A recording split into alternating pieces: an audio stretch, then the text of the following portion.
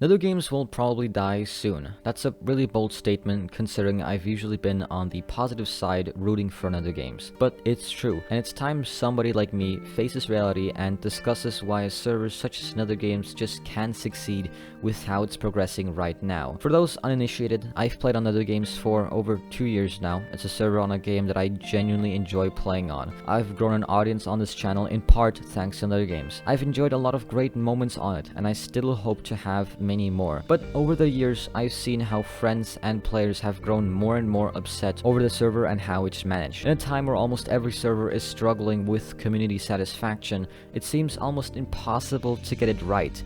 Right? Well, you may be surprised at how obvious some of the solutions are to the many problems the server has. In this video, I want to show you these issues while also suggesting what can be done, and hopefully inspire some of the people in charge to start changing things for the better.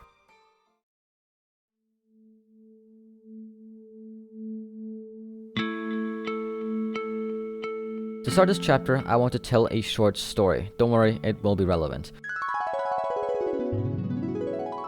There once was a small bakery in a village run by Steve and Alex. It was a very good bakery, with incredibly tasty bread.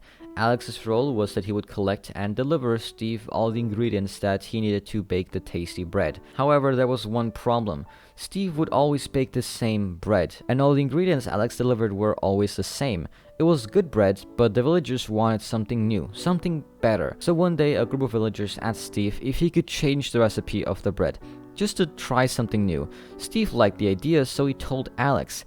Alex, however, did not like the idea, and because Steve and Alex worked together, Steve had to accept Alex's opinion. Sometime later, Alex was asked if he could send different ingredients to Steve, just to try something new. Alex thought it could be worth a try and shared the idea with Steve, but Steve hated the idea. So because Steve and Alex worked together, Alex had to accept Steve's feedback. The bread and the ingredients never changed. The bread did not get worse, but it also never improved. Eventually, villagers stopped buying at Steve and Alex's bakery because they did not fulfill any of their wishes and did not want to improve themselves. And because the ideas of the villagers were not accepted among each other, Alex and Steve eventually had to close their bakery.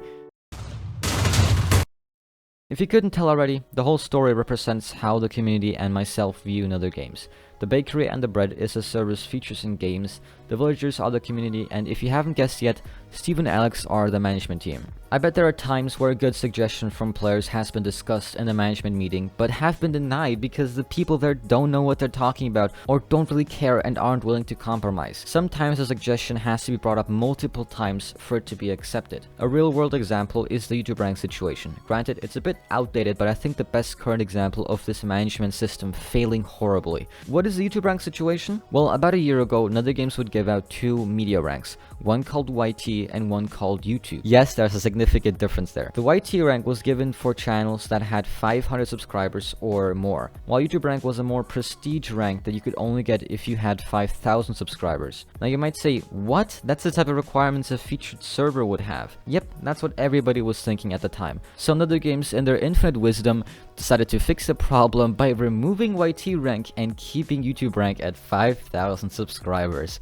That's not a joke. After that, every single YouTube rank on the server was somebody that got all their subscribers from Hive or CubeCraft and just made 1 or 2 videos on NetherGames. As still a small YouTuber at the time, I was beyond depressed. I think I just gotten 1,000 subscribers after about a year, and I was not ready to wait another year to somehow quadruple my subscriber count on a server that was barely averaging over 1,500 players. People that only had a couple hundred subscribers were devastated. A lot of people just quit trying to make content because of how unachievable the 5K goal was, considering the size of the server. It took me a total of 4 different attempts and undoubtedly hundreds more from other people to get them to lower the requirements. The reason every attempt got denied so many times was because there were not enough people on the management team at the time that thought it was a good idea. To this day, I don't understand why. It's moments like these that make me speculate how many other great ideas were denied because of stupidity and lack of unanimous agreement. Trying to fix the problem like the management structure is also very hard because it puts a target target on your back. A couple of my friends were very unpopular with some owners because they just didn't hold a positive view on how they handle things. I myself wouldn't be surprised if I get a message from an executive after I release this video. A lot of the owners are also comparably older than the rest of the staff team, and it somehow means that criticism is not valid for them. Trying to change the management system to allow more players to advise on ideas or changes sounds unthinkable. To think a group of prepubescent teenagers could have a better grasp and opinion on something they do for 10 hours a day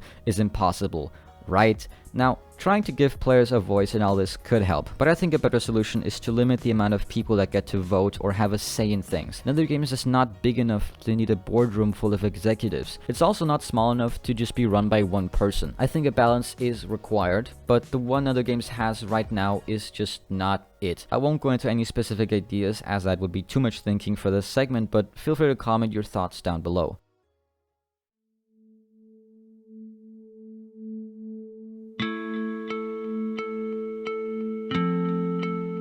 NetherGames is not very good at communicating about updates or acknowledging ideas from the community. One of the best examples is the once popular, or rather unpopular, suggestions channel on the NetherGames Discord. It was the place for anybody to suggest any idea for a game mode or an update. It could get upvoted or downvoted to see how popular it was. A great idea, no doubt, if they were actually taken into consideration. I don't know what happened for the suggestions channel to become nothing more than a place where you can suggest ideas to a wall, but it became a serious problem. They've now moved suggestions to a separate site where they seem to respond to some suggestions every now and then. The new system is way worse in my opinion. I think it would have been simpler to keep it on the Discord, as not that many people are willing to use a separate site just for giving feedback that will still be ignored. A couple examples of extremely popular suggestions that have been spammed for ages are things like add TNT and fireball jumping, add literally any type of daily leaderboards, add in-game win streak counters, fix hippos on the bridge, Google it, add more cosmetics, it's been literally years since the last ones, fix replay mod, for the love of God, you get the idea. None of these community suggestions, as far as I'm aware, are even close to being worked on. If it makes any of you feel better, staff have the same problem. I swear, in an effective team, all of these suggestions could be added in a week or two. It honestly wouldn't surprise me if a developer told me they're actually working on some of these features. It's just that nobody knows about them because, say it with me, NetherGames lacks communication.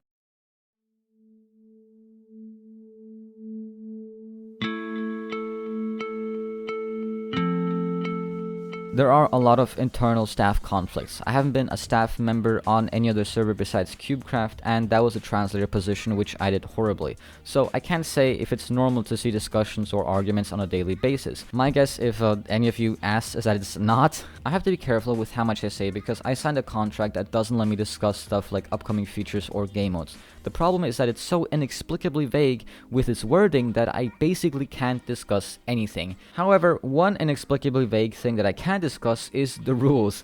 NetherGames has very bad rules. A good example is the 15 CPS rule, which is extremely controversial because of how impossible it is to punish somebody for it. For those unaware, NetherGames has a rule that states you have to keep your CPS under 15. Now the problem is not the idea of a CPS limit. Almost every server has one in some shape or form. The problem is that it's so vague and poorly explained that every person has a different interpretation for it. I was told before I was staffed that if I clicked 15 CPS 3 fights in a row in one game, I would get punished. Some punish if you click 15 once, some draw the line at 20. The literal definition of the rules is that if you click over 15 one time, that's enough for a ban, which is ridiculous. The number of times I've clicked over 15 is in the hundreds, if not the thousands. The reason why rules like those stay vague is because nobody wants to spend a week trying to figure out a solution. My personal idea was to have a calculator that calculates the average CPS of a player over the course of, let's say, a week. If it's above 15 CPS, it's a red flag. If it's at 15 or less, the player is fine. The obvious problem here is that the person could cheat the system by clicking 1 CPS for all the times he's not fighting. In that case, having a certain threshold like 10 CPS could be useful. However, this is just an idea and is not really thought through well. But I do think it's better than the garbage we have now.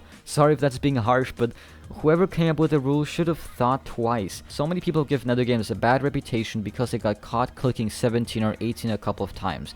And I don't blame them. If I would have been banned for something like that, I would be mad as well. The stench of hypocrisy can be smelled in the air when somebody that clicks over 15 CPS punishes somebody else for doing it. I won't ever ban somebody for clicking over 15 a couple of times, or even if they average 16, because rules like that should not exist. I would love to discuss even more stuff, but I don't want to risk bending my vague contract even more.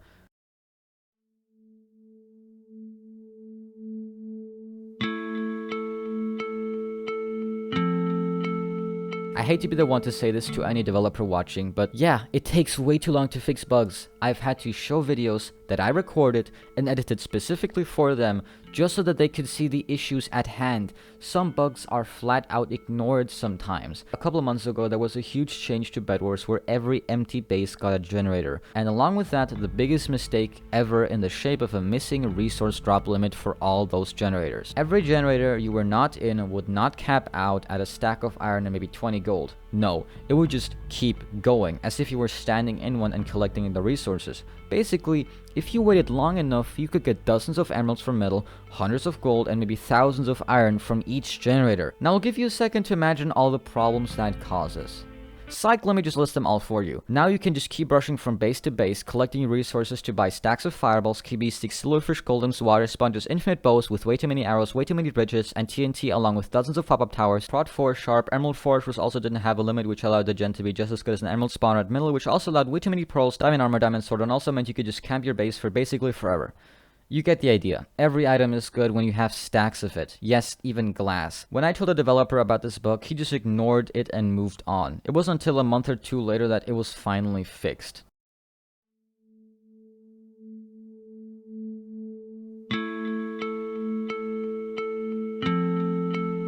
Another problem for NetherGames is that they do not have any plans for growth. There is no roadmap for where they want to be at in a couple of years or even just next year. I guess NetherGames thinks if you don't set any expectations, you won't feel disappointed. Intentional or not, I had no idea NetherGames was so deep and depressed. But in all honesty, NetherGames doesn't really need a public goal. With that being said, I would love to see developers or staff talk about where they would like to see the server in a couple of years. I'm sure something like that was discussed in an executive meeting at the start of the year that probably only 3 people attended anyways. There are, for example, no goals to turn Bed Wars into a unique game mode of its own, something that should be a priority if NetherGames wants to grow. Maybe NetherGames wants to be where it's at, very much still considered a Hypixel copy in the public eye, something nobody except NetherGames can really change. I think over the course of this video, you could manage to discern one common theme: no real drive. If NetherGames had owners that woke up every day and tried their very best to make the server a better place for the players, the server would easily be featured already.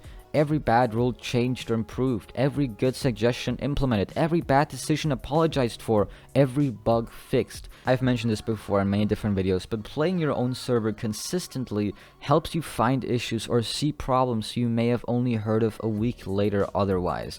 It also gives you a personal reason to not give up on something like solving the still ongoing cheater problem.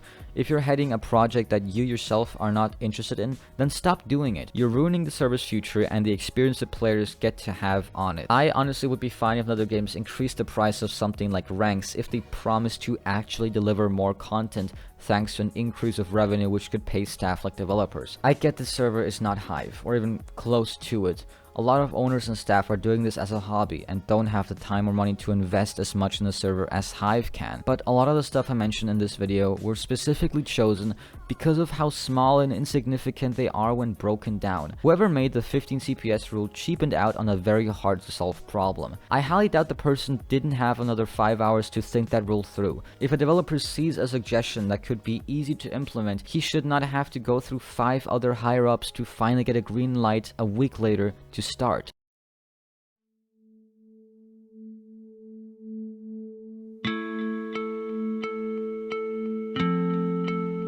There are people that are driven and want to make NetherGames a better server. They do exist. Problem is that they lose all of their drive once they find out what a complicated mess the management is. I've recently gotten to see a lot of what I experienced through different eyes. One of my friends, Cloudy, got promoted to crew, which gave him access to stuff he wasn't able to see before.